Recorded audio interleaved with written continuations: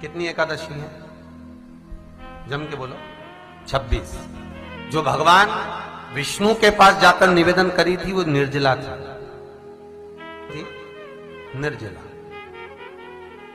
इसलिए सारी एकादशियों में निर्जला एकादशी की महत्वता शास्त्र प्रमाण करता है महाराज। पर हिंदू धर्म के 3 व्रत ऐसे बता दिए जिन व्रतों का पुण्य समाप्त नहीं हुआ।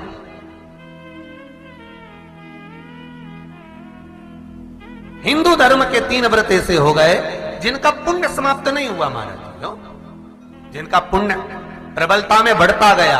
पहले नंबर पर एकादशी, दूसरे नंबर पर प्रदोष और तीसरे नंबर पर शिवरात्रि। एकादशी आकर खड़ी हो गई। अब निर्जला के दिन शिव महापुराण की कथा कहती है, स्कंद पुराण कहती है कि आप वर्ष भर की एकादशी का क्रम भले ना करें, पर निर्जला एकादशी के दिन जो तुलसी हम ठाकुर जी को समर्पित करते हैं, वो तुलसी, ध्यान देना, वो तुलसी अगर मान लो आपके पास में रखी है,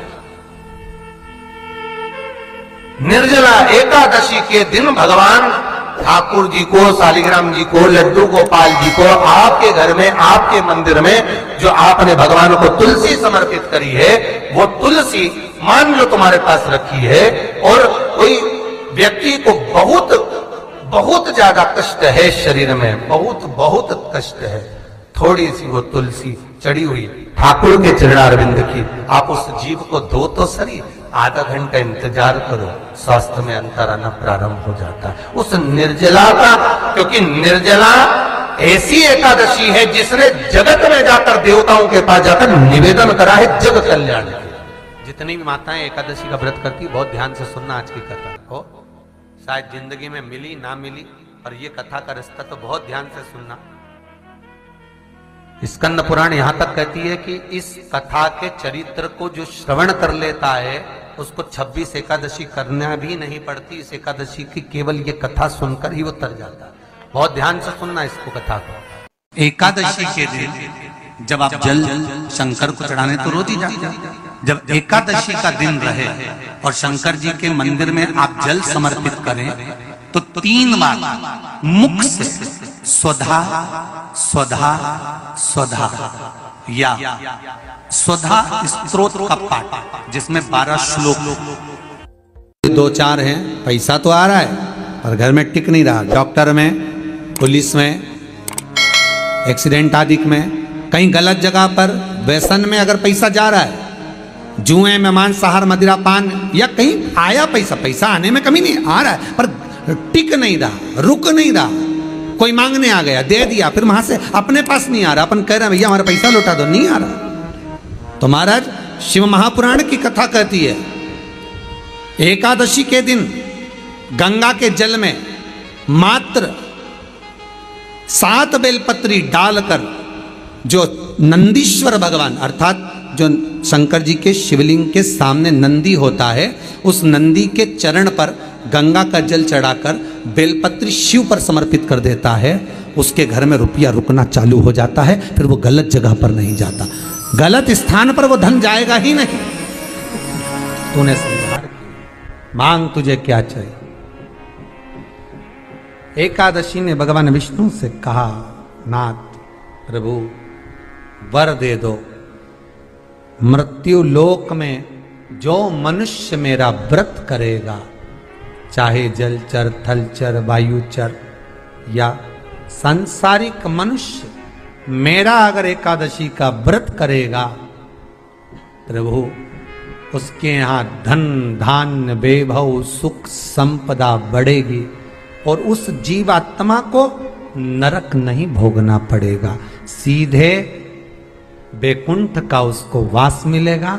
जब जीव आत्मा को लेकर चला जाएगा, यम के दूत जब बंदी बनाकर ले जा रहे होंगे उस जीवात्मा को, जिसके प्राण छूटे होंगे, यम के दूत जब बंदी बनाकर ले जा रहे होंगे, तब मुझे वर दो कि मैं इसका हाथ पकड़कर बेतन्नी से पार उतार कर सारे नरकों से निकालती हुई आपके धाम में लेकर आऊं।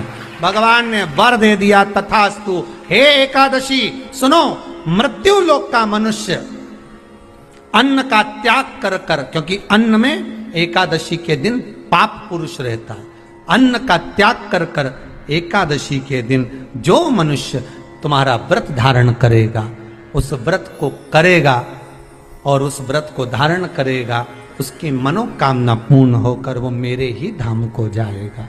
ये तो हुआ एकादशी के जन्म की कथा। एकादशी के दिन गंगा के जल में मात्र 7 बेलपत्री डालकर जो नंदीश्वर भगवान अर्थात जो शंकर जी के शिवलिंग के सामने नंदी होता है, उस नंदी के चरण पर गंगा का जल चढ़ाकर बेलपत्री शिव पर समर्पित कर देता है, उसके घर में रुपया रुकना चालू हो जाता है। फिर वो गलत जगह पर नहीं जाता, गलत स्थान पर वो धन जाएगा ही नहीं। बेटा अगर व्यसन में पड़ा हुआ है, मदिरापान में पड़ा हुआ है, मांसाहार में, जुए आदि में जा रहा है, तुम्हें लग रहा है कि मेरा बेटा गलत मार्ग पर जा रहा है, ये मित्र दोस्ती गलत हो रही है, वो सही जगह पर आ जाए। करना है एकादशी। कई लोग इसको धन के लिए भी करते हैं, संपदा के लिए। संपदा के लिए अर्थात जिसका व्यापार नहीं चलता, जिसके घर में पैसा नहीं आता, या नौकरी नहीं लग रही, या सर्विस नहीं लग रही, आप अप्लाई कर रहे हो, जगह जगह जाकर इंटरव्यू भी दे रहे हो और पैसा नहीं आता, तो उसके लिए भी प्रयास किया जाता है। पर उसके लिए यहाँ पर जो धन के लिए करते हैं, उसके लिए विष्णुपदी के लिए करते हैं। मतलब जैसे गंगा के जल में तुलसी के 11 पत्ते डाले जाते हैं और उसको किसी भी नारायण के मंदिर में, राम कृष्ण शिव शंकर नहीं, राम कृष्ण भगवान विष्णु दत्त आदि जितने नारायण के मंदिर हैं, उस मंदिर में किसी भी पात्र में, एक छोटे से पात्र में उसको भरकर रखी जाते हैं महाराज। उससे भी जॉब सर्विस नौकरी में सफलता प्राप्त हो जाती है, परंतु वो भी एकादशी को ही होता है। कुछ देर तक पात्र को रखा जाता है, फिर वही पात्र का जल किसी भी वृक्ष के नीचे डाल दिया जाता है, उससे भी नौकरी के लिए फायदा मिलता है। गंगा का जल कोई साधारण नहीं। दशमी, एकादशी और द्वादशी, इन 3 तिथियों पर एक रोटी में थोड़ा सा मीठा रखकर सोमक पितृ का नाम लेकर यदि गाय को खिला दिया जाता है, तो अगर कोई पूर्वज प्रेत योनि में भी पड़ा हुआ होता है, भटक रहा होता है, जिसको पिंड नहीं मिला, जो अचानक मर गया होता है, अधोगति में चले गया होता है, उस जीव की मुक्ति दशमी, एकादशी और द्वादशी, ये 3 दिन सोमक पितृ का नाम लेकर रोटी में, पूड़ी में मीठा रख कर गाय को खिला दिया जाता है, ये 3 दिन तक, तो वो पितृ कभी भटकते नहीं है, उनको मुक्ति प्राप्त हो जाती है मोक्ष में। नहीं, एकादशी है कौन, क्यों इसकी इतनी प्रधानता है, क्यों इसकी पुण्यता है, ऐसा क्या है एकादशी में जो इसकी पुण्यता मानी जाए? कौन है ये जो भगवान नारायण तक एकादशी का व्रत करते हैं? सुभद्रा जी को भगवान जगन्नाथ ने, जगदीश ने एकादशी का व्रत कराया था। बद्रीनारायण भगवान को माता लक्ष्मी ने एकादशी का व्रत कराया था। क्यों? चंद्रायण एकादशी व्रत की माता। एकादशी है कौन? तो कहा जिसको व्रत करने पर भगवान नारायण भी जिसका व्रत करते हो, भगवान माता लक्ष्मी जिसका व्रत करती हो, वो एकादशी है कौन? तो शास्त्र वर्णन करता है महाराज, स्कंद पुराण का सुंदर चातुर्मास्य खंड के अंतर्गत वर्णन आया है महाराज। एक बार भगवान विष्णु आनंद में विराजमान थे, पद्मावती और माता लक्ष्मी दोनों उनके पास में विराजी हुई थी। भगवान लक्ष्मी और पद्मावती दोनों बैठी, एक सिर के पास, एक चरण के पास। कुछ समय बाद वहीं पर ब्रह्मदेव का आगमन हुआ और ब्रह्मा जी आगमन पाकर भगवान नारायण पद्मावती से लगकर उठे और उठकर लक्ष्मी की ओर झुके। झुकने पर इन तीनों के समागम से भगवान नारायण के हृदय चित्त से एक कन्या प्रकट हो गई। उस कन्या का नाम एका था। क्या नाम था? एका। अब 10 उसके गुण इतने प्रबल थे, वो 10 गुण उसके बड़े प्रबल थे कि वो एका जिसको निहारती थी उसको संपदावान बना देती थी, जिसको देख लेती थी उसके जीवन में वो आनंद की अनुभूतियां करा देती थी। एका जिस मार्ग से जाती थी उस मार्ग के द्वार खोल देती थी। एका का पुण्य इतना पुण्य प्रखर। पद्मावती और लक्ष्मी ने कहा महाराज ये बेटी आपके द्वारा निर्मित हुई है, इसका कन्यादान करना चाहिए। हमारे यहाँ हिंदू धर्म में रीति है, जिस दिन कन्यादान करा जाता है उस दिन व्रत रखा जाता है। अब आजकल रखते कि नहीं रखते हो मालूम नहीं, और कन्यादान करते समय व्रत रखा जाता है। व्रत रखना, एका का कन्यादान करना है। भगवान बोले कन्यादान करें, किसको दें? एका किसको दी जाए? एका प्रदान किसको करी जाए? पुण्यता किसको दी जाए? भगवान नारायण ने उसी समय लक्ष्मी और पद्मा से पूछा, तुम एकादशी के दिन जब आप जल शंकर को चढ़ाने तो रोज ही जाते, जब एकादशी का दिन रहे और शंकर जी के मंदिर में आप जल समर्पित करें तो 3 बार मुख से स्वधा स्वधा स्वधा या स्वधा स्तोत्र का पाठ, जिसमें 12 श्लोक 2-4 हैं। पैसा तो आ रहा है पर घर में टिक नहीं रहा। डॉक्टर में, पुलिस में, एक्सीडेंट आदि में, कहीं गलत जगह पर, व्यसन में अगर पैसा जा रहा है, जुए में, मांसाहार, मदिरा पान, या कहीं आया पैसा आने में कमी नहीं, आ रहा है पर टिक नहीं रहा, रुक नहीं रहा। कोई मांगने आ गया, दे दिया, फिर वहां से अपने पास नहीं आ रहा, अपन कह रहे हैं भैया हमारा पैसा लौटा दो, नहीं आ रहा। तो महाराज शिव महापुराण की कथा कहती है, एकादशी के दिन गंगा के जल में मात्र 7 बेलपत्री डालकर जो नंदीश्वर भगवान अर्थात जो शंकर जी के शिवलिंग के सामने नंदी होता है, उस नंदी के चरण पर गंगा का जल चढ़ाकर बेलपत्री शिव पर समर्पित कर देता है, उसके घर में रुपया रुकना चालू हो जाता है। फिर वो गलत जगह पर नहीं जाता, गलत स्थान पर वो धन जाएगा ही नहीं। तूने समझा, मांग तुझे क्या चाहिए।